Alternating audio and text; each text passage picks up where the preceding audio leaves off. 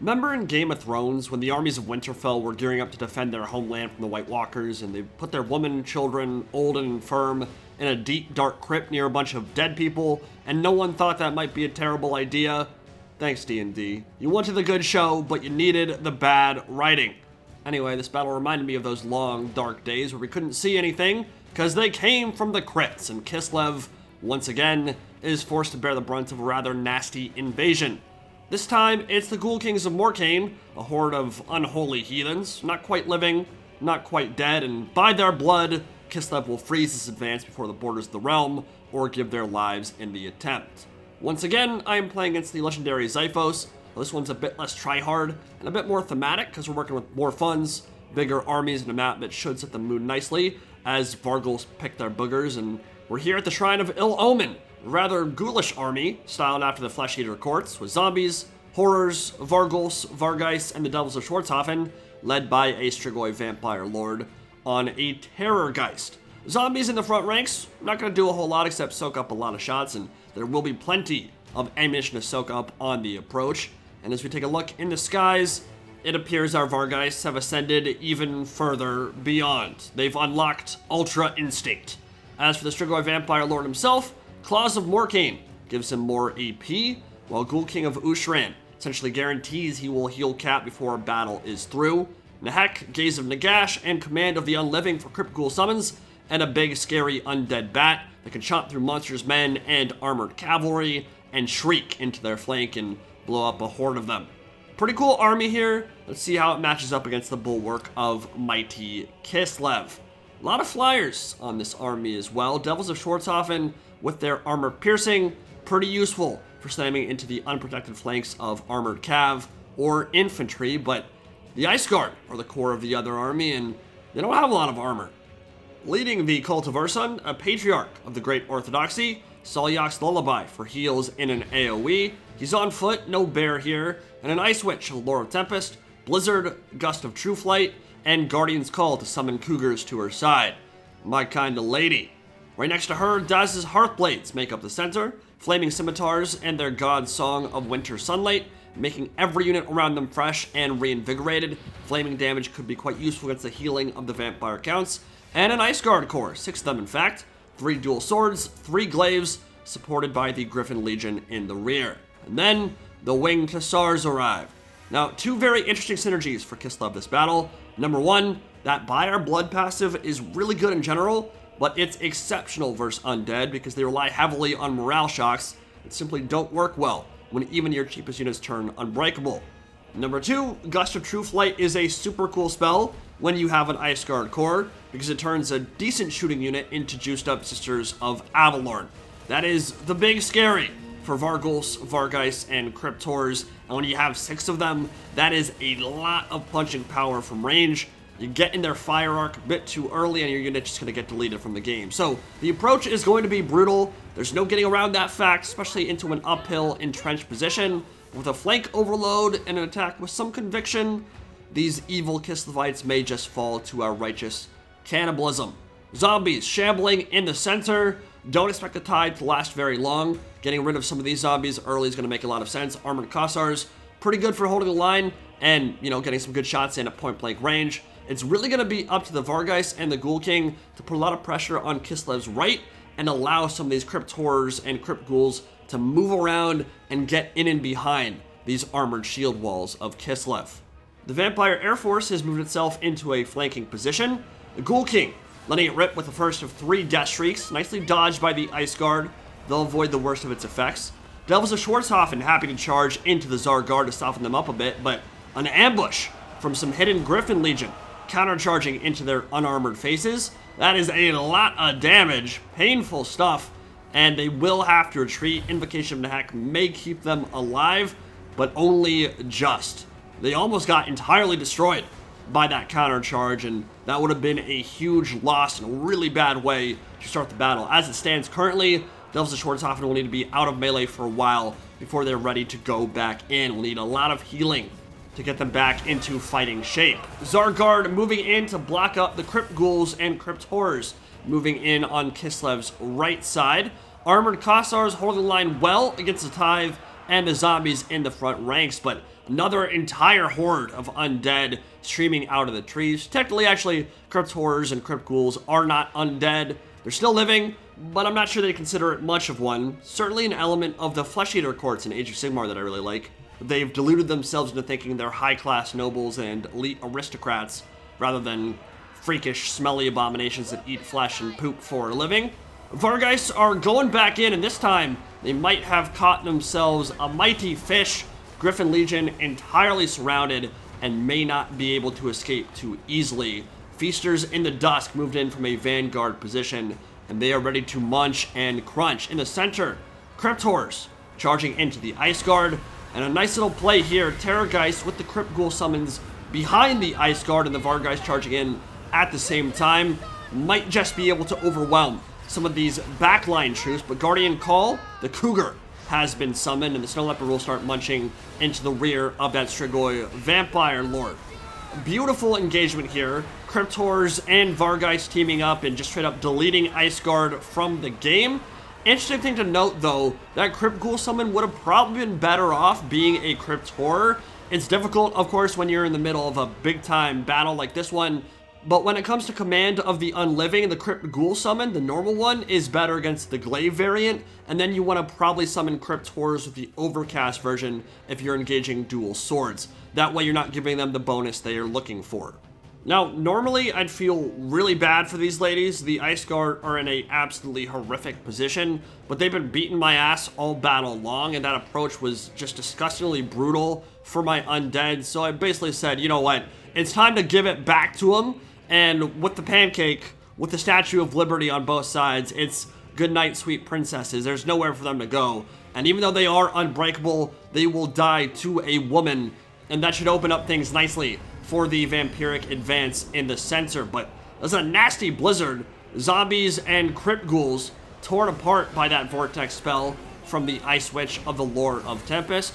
Strigoi Ghoul King on his Terrorgeist, moving deeper into the Kislevite formation, now teaming up with the Fat Bat, the Varghulf, and they've got a lot of things to worry about in the middle here. More Ice Guard, more dual weapons, and more Griffin Legion. And one thing I've been noticing is the Ice Guard are able to fire quite a bit while tied up in melee, which is a huge problem for units like the Varghulf and for the Crypt Horrors, even for the Terrorgeist, because even if you have them completely inundated and swarmed, they're shooting you at point blank. That is a lot of extra DPS that you normally wouldn't have to deal with.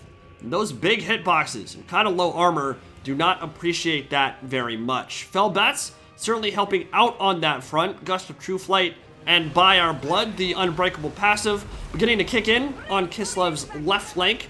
Devils of Schwarzhofen are still kind of waiting on the wings, waiting for maybe another invocation of Nahek before they feel comfortable going in and, you know, not instantly crumbling out.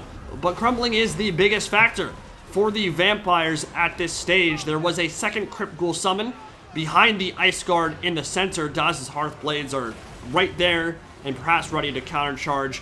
Dual swords, again, going to shred through those summons quite quickly. Probably better to Overcast, but at this point it might be more of a Winds of Magic issue than anything else. Devils of Schwarzhofen did decide to re-engage, backed up by the rest of the Vargheist. They look like they'll be able to overpower the Griffin Legion over on this side, and the Ice Guard on their last legs, but By Our Blood keeping them in the fight and shooting some point-blank volleys into the Crypt Horrors.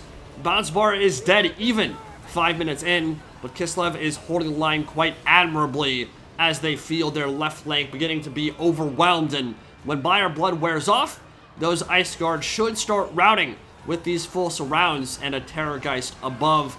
Death Streak straight into the Patriarch, taking about a fifth of his HP away. But the Zargar with great weapons just began singing, and we cannot underestimate the effect that that Vigor replenishment will have on Kislev's army here. They're still in the fight. They still have not routed, even though By Our Blood has worn off for some of those troops, and it's because they're pretty much instantly fresh again and not taking the rest of those penalties. Gust of True Flight on the Glaive Ice Guard. Terrorgeist would rather not engage them in melee, but they're dealing so much damage from range, pretty much have to tie them up with whatever is available, and at the moment that is the Varghulf and the Terrorgeist in the middle. And the Crypt Horrors out on the other side they're looking to retreat from Daz's Hearthblades because those flaming attacks will make the regen on them much less effective, and I believe those are Guard of Great Weapons, even though they do not have a bonus for storage, would be able to deal with all those units pretty much solo out on that side. So not worth fighting them. Run away, use your superior mobility, and try to tie down these Ice Guard that have just been absolutely shish kebabbing so many of these low armor vampiric troops. Vargulf doing what it can, but again, engaging glaives, not really where it wants to be.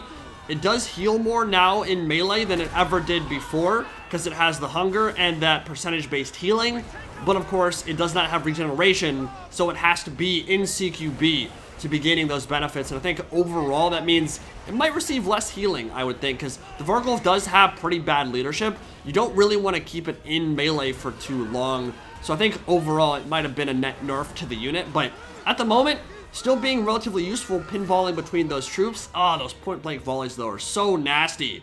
It's going to be really important to keep this Fat Bat alive into the late game if possible. Late game terror, once Buyer Blood has worn off on all these troops, and I believe it has procced for the majority of them, could potentially be a game-changing play.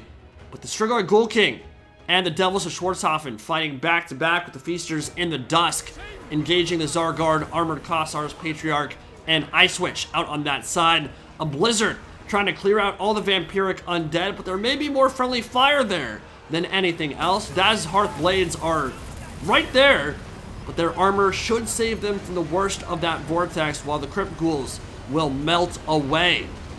Vampire Lord on his Terrorgeist has of course been alternating Ghoul King of Ushran to keep him topped off in the heals department, another invocation of heck, as he attempts to hunt down the Ice Witch and the Claws of Mourkhain for that extra armor piercing, which hasn't been incredibly useful this game, unfortunately, because there just isn't much armor on the Kislevite side, besides the Griffin Legion, who have already been dealt with.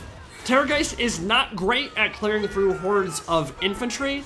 It's not really what it's designed to do, besides with the Death Shrieks themselves. I have no idea what the Crypt Horrors are doing right now. They're doing a lot of dancing and Tosa shuffling, not a lot of killing?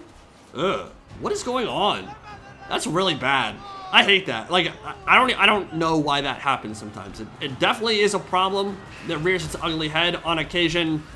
I don't know that that's going to be battle losing, but it's really not ideal to see Monstrous Infantry or any unit just kind of waddle and shuffle in place and not freaking attack things when they're in base contact with a million enemy troops. Just hit something, please. Thank you.